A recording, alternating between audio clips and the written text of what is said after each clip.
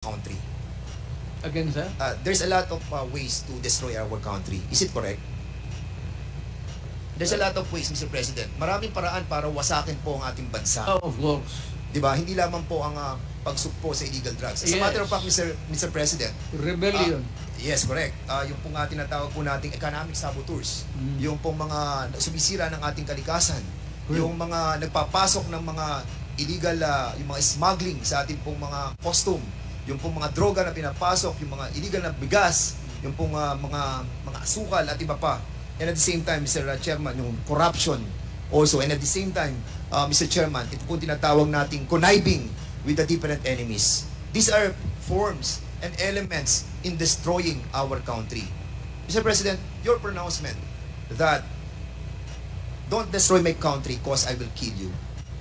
Does this pertains to all of these elements, Mr.